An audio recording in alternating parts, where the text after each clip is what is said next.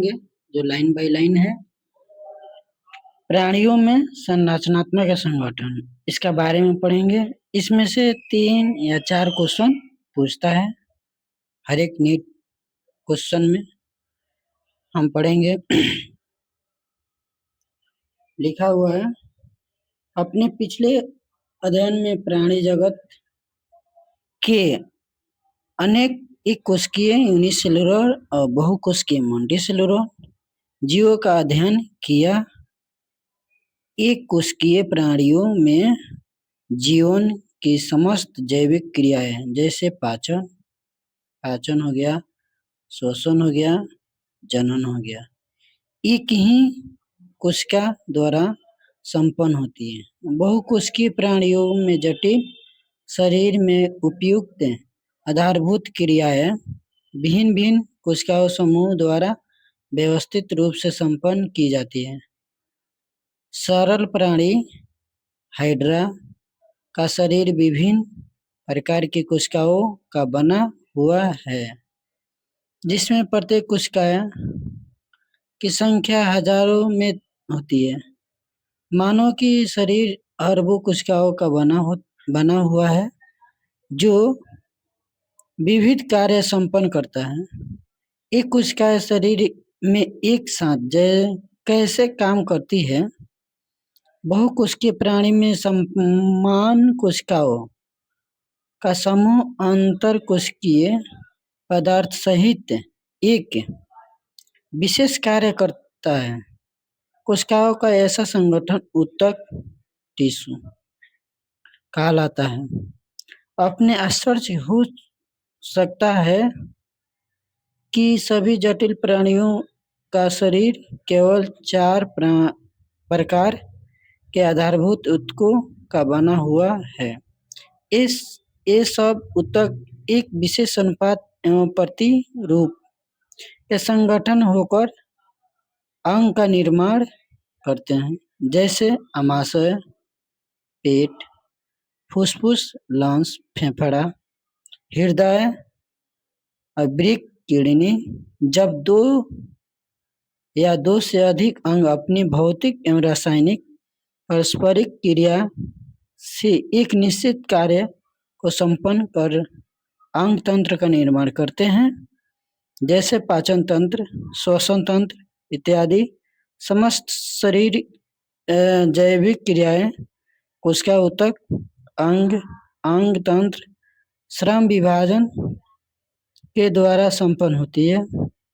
ये पूरे शरीर को जीवित रखने के लिए योगदान देती है। हम पढ़ेंगे प्राणी में ऊतक, ठीक।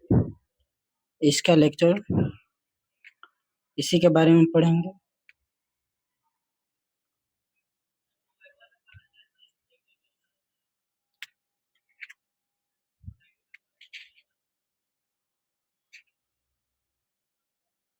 और प्राणी ऊतक के बारे में पढ़ेंगे। इसमें क्या क्या लिखा है, इसके हर एक लाइन के अंडरलाइन करेंगे। कोशिका की संरचना उसके कार्य के अनुसार बदलती रहती है, ये बात सही है।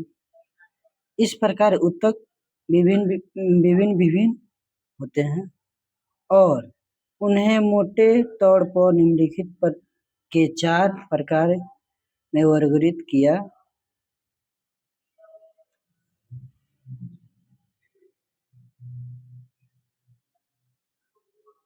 जैसे यहाँ पे किया गया है। एक में उपकला ऊतक, 2 में संयोजित ऊतक, 3 में पेशी ऊतक, 4 में तंत्रिका ऊतक, ठीक। पहिलका को क्या कहते हैं, उपकला ऊतक को क्या कहते हैं। हम उपकला ऊतक को सामान्यतः उपकला ही कहते हैं, ठीक। बात सही बात।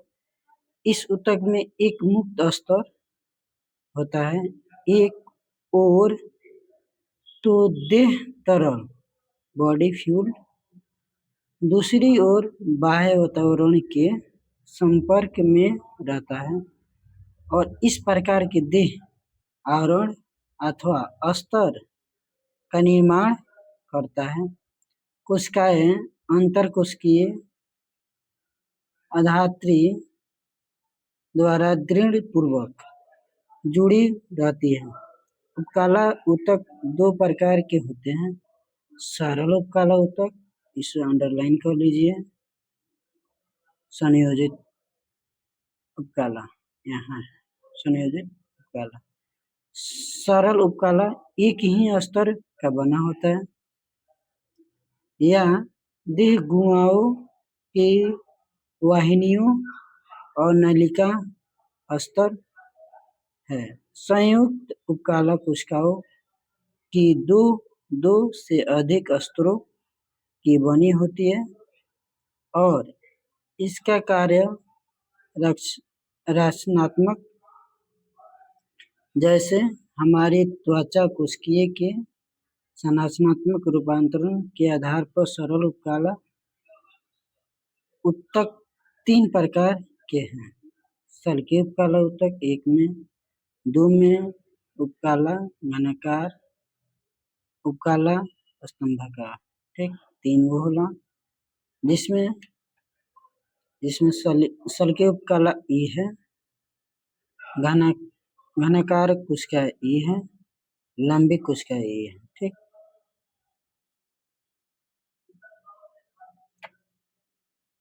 अब इसके बारे में पढ़ेंगे, सल्कीय उपकला ऊतक के बारे में। सल्कीय उपकला ऊतक के बारे में पढ़ेंगे।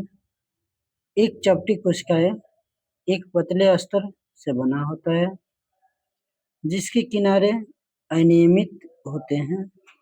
यह ऊतक रक्त वाहिनिकाओं की भित्ति में तथा फेफड़ों के वायु कोश में पाया जाता है और यह विसरण सीमा का कार्य करती है। घनाकार उपकला ऊतक एक स्तरीय घन जैसी कोशिकाओं से बना होता है। यह सामान्यतः वृक्को नलिकाओं भागों में ग्रंथि की वाहिनिकाओं पाया जाता है। यह मुक्त कार्य श्रवण और अवशोषण के वृक्कों के समिश्र वलययुक्त सूक्ष्म नलिकाओं की उपकला के सूक्ष्मांकुर होते हैं। स्तंभाकार उपकला लंबी एवं पतली कोशिकाओं के एक स्तर का बना होता है। केंद्रक प्रायः कोशिका के आधार भाग होता है।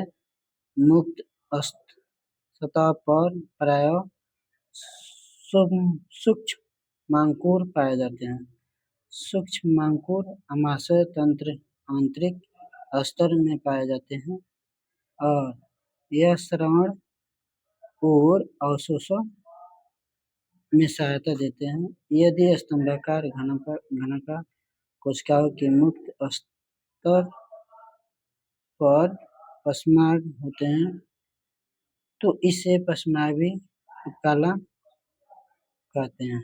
इसका कार्य कणों और संश्लेषण का उपकला की सतह पर एक निश्चित दिशा में ले जाना है। यह मुक्त श्वसन निका वाहिनी। इसका लेक्चर और इसके बारे में कल पढ़ेंगे।